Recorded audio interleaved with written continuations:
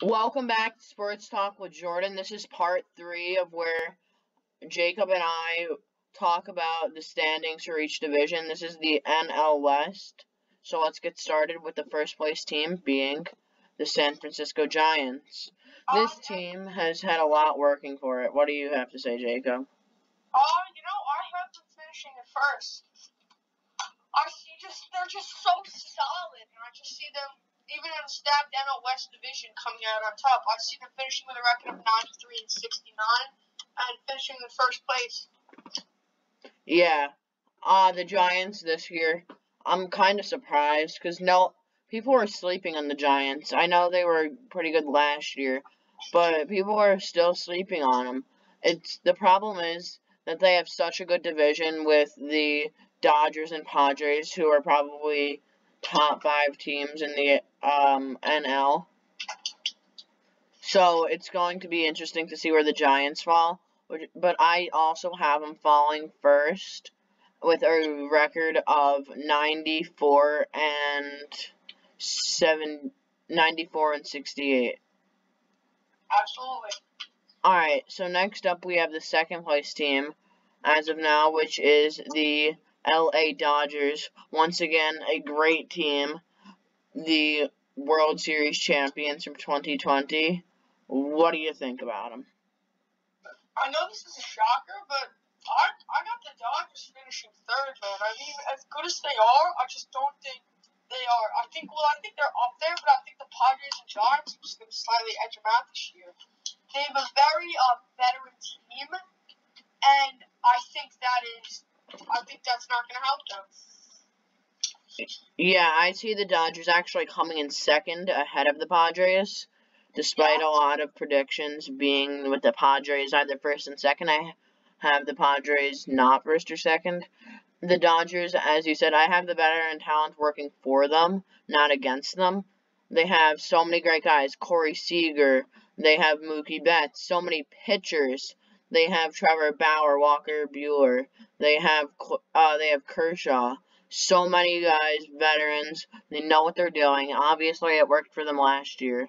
So I have the Dodgers coming in at a solid 91 and 61. No, 91 and 71. Yes?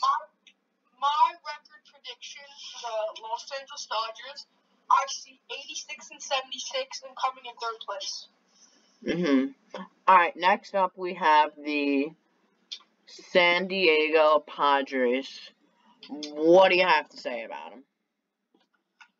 They have two very overrated players, Fernando Tatis Jr. and Manny Machado. But even with those overrated players, they are still a very solid team. So, I have them in second place. I do see them making the playoffs, but but Tatis and Machado are very overrated. Yeah, I completely agree. More Tatis than Machado overrated. Tatis is probably one of the most overrated players in the entire league. The MLB likes him. A lot of people like him. He's overpaid.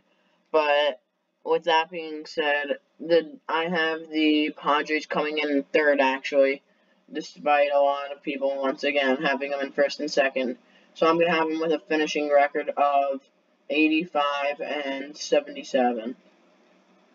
Which brings us now to the bottom part of the division, some of the worst teams in the NL. Starting off with the Colorado Rockies.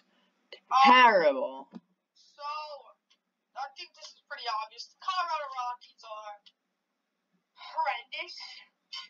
They're just terrible. I can't see them doing anything in the near future.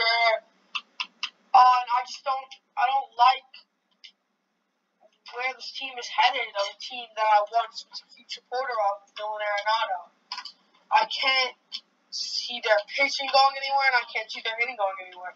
I see this team finishing dead last in the division at 70 and 92. 70 and 92, you say?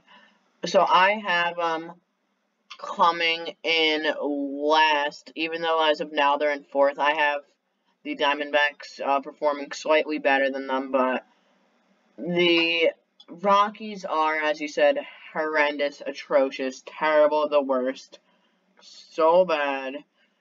Their pitching is terrible. Once again, they're playing in Colorado, so it's a lot harder to pitch in Colorado. There have been many statistics showing that pitchers pitch the worst in Colorado because of the thin air there. But they're even terrible on the road, with one of the worst road records in the MLB, which is why I also have the Rockies coming in last, with a record of 69-93. And now on to the final team in their division, the last place team currently, the Arizona Diamondbacks. What's going on in Arizona? This is the same thing as the Rockies. No future in either hitting or pitching, and they're just not good. And I don't see them being good anytime really in the near future. And I see them finishing at. We'll give them a game back on the Rockies. 69-73. Oh, so you have the Diamondbacks in 5th? Yeah. I actually have the Diamondbacks in 4th. I'm going to switch the Rockies and Diamondbacks. I'm going to have the Diamondbacks at 70-92, and you had the Rockies there, and we switched them around. But both, we can agree, are terrible. The Diamondbacks a few years ago were not as bad. They were just an average, maybe better than average, below average, depending how you want to see them team. But recently they have fallen off, trading so many good players. A lot of players not stepping up how they have to in order to beat others, which is why I have them in 4th, right in front of the Rockies. And with that being said, that's the end of the NL teams that we're doing. So, Jacob, do you want to review what teams you have making the playoffs from the NL? So from the NL so far, we have the Mets, Cardinals, and Giants as the division winners. Oh yeah. And in the wild card, I actually have the Dodgers missing the playoffs this year. I have the Phillies. I don't have the Phillies. Yeah, no Phillies. I have the Cubs, the Dodgers, and the Padres. Do you have the... Wait. So you have Cubs, Dodgers, and Padres, yes? There's 3 wild cards, right? Uh-huh. I have the Dodgers... Yeah, so I have the Dodgers, Padres, and I have the